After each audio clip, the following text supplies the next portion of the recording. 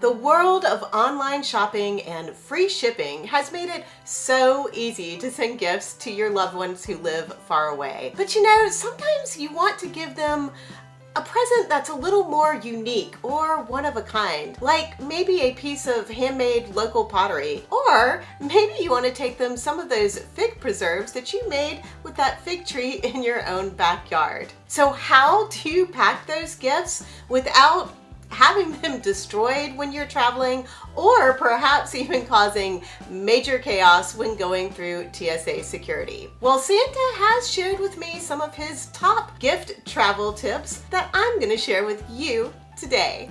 Let's go. Hey y'all, and welcome. If you're new here, I'm Christy, the Gen X Gypsy, helping you to travel better so you can focus on creating unforgettable memories. And what better memories to be made than spending the holidays with your family and friends? If you are planning to travel somewhere to see your family and friends this year, and you want to take them some special gifts, I have a few guidelines that you should follow in order to keep those gifts safe and secure. This first travel tip is, I have to admit, a little grinchy, and that is whether you are packing your gifts in a checked bag or you are taking them in your carry-on luggage. Do not wrap your gifts before you travel with them.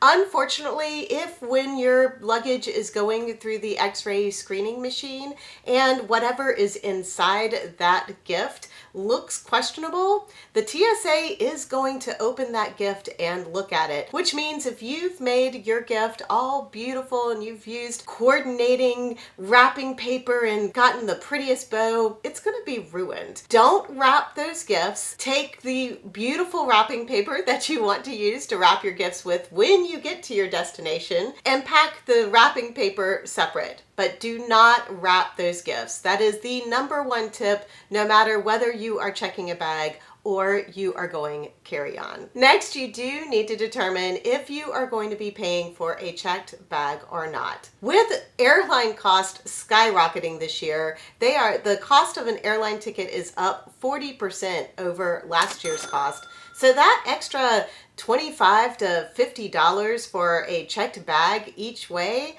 might be something you don't want to spend. But if you do decide to check a bag, then these are the guidelines that you will need to follow by putting your gifts in your checked luggage. The first thing you're going to want to do if you are checking a bag is to use a hard-sided piece of luggage. You have probably looked out the window and seen the baggage handlers handling the bags getting into the airplane, and they're not very gentle with them. You can put those fragile stickers all over your bag as much as you want to, but most of the time, you're going to have at least one person who's not paying attention to that fragile sticker. So use a hard-sided suitcase, because that way, if something gets mushed down on top of a soft-sided suitcase, it still could crush whatever is in that suitcase. The second tip is when you are packing your item in that checked bag, wrap the item loosely in bubble wrap and try to make that bubble wrap as translucent as you can. Like, get the bigger bubble wrap so you can kind of see the item through the bubble wrap. But wrap it in bubble wrap and then use rubber bands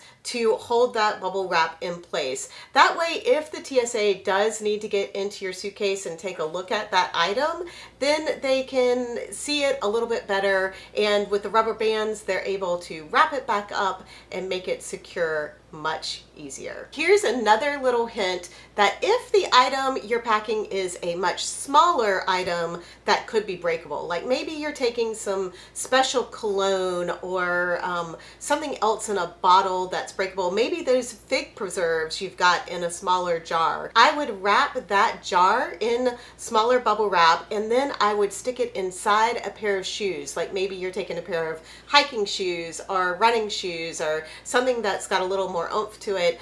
Use the space inside of your shoe to help protect that breakable item as well. And then you can wrap more soft things around there, like your shirts or your socks or whatever to help cushion that item so it doesn't get broken. And the third tip, if you are checking a bag, and this is so important this year because we've seen so many instances of luggage and baggage getting lost because of a lack of employees and many other issues with the airlines this year. And that is to invest in a Tile or an Apple AirTag, something that gives you the capability of being able to track your checked bag wherever it might go. Unfortunately, you know, the holidays are our busiest travel season, and we saw so many baggage issues this summer during the height of travel season.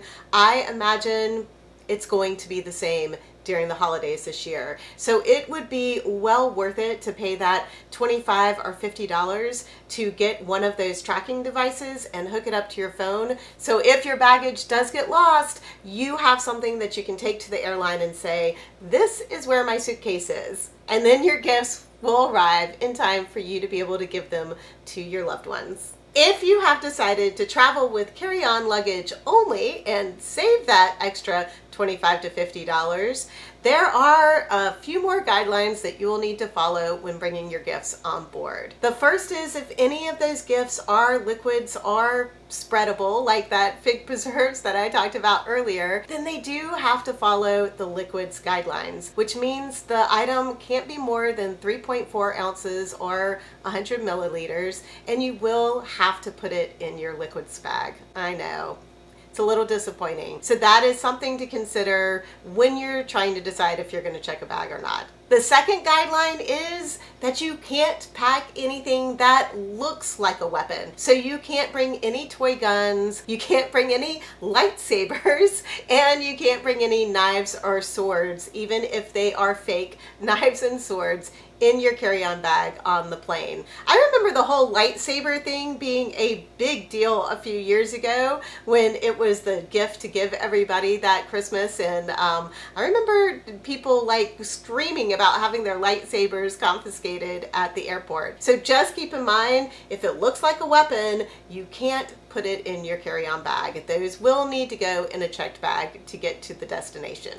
And that rolls into tip number 3, and that is if your niece or nephew are a budding hockey star or a budding softball or baseball player, you cannot bring them a new hockey stick or baseball bat on the plane with you. Again, those would have to go into a checked bag because they're considered weapons.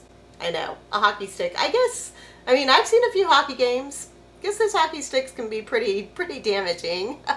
And for your wine-loving sister, that personalized corkscrew also will have to either be shipped or in your checked bag, and your brother-in-law's personalized pocket knife as well. I don't know if you remember from one of my previous videos where I talked about the mistakes that are made in TSA security. Pocket knives are the #1 confiscated item in the US. So if you are giving somebody a pocket knife for Christmas this year, you can't take it on the plane. But you know what is good news is that you can bring Grandma one of her favorite collectible snow globes as long as the liquid inside that snow globe is less than 3.4 ounces. And you can fit it in your liquids bag. I know. Okay, I want a picture of somebody going through TSA security with a snow globe in their liquids bag. If somebody out there has one, let me see it.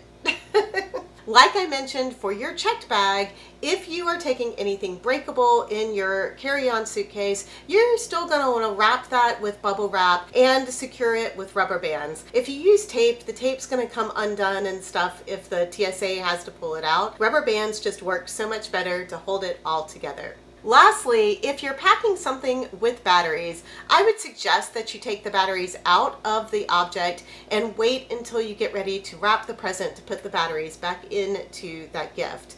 And you also want to make sure that whatever batteries you do have for that item are allowed on the plane, because there are a few types of batteries that you cannot take on planes, and I know that is different for different places. So do the research and check on those batteries before you pack something with batteries that the TSA might end up confiscating. You know, one of the best gifts that you can give your family that won't take up any room in your luggage is a shared experience, like taking a trip together in the coming year. If you want tips on how to plan a multi-generational trip for this next year, check out this video next. Thank you guys so much for watching. I hope you have a wonderful holiday season, and I look forward to seeing you in the next video.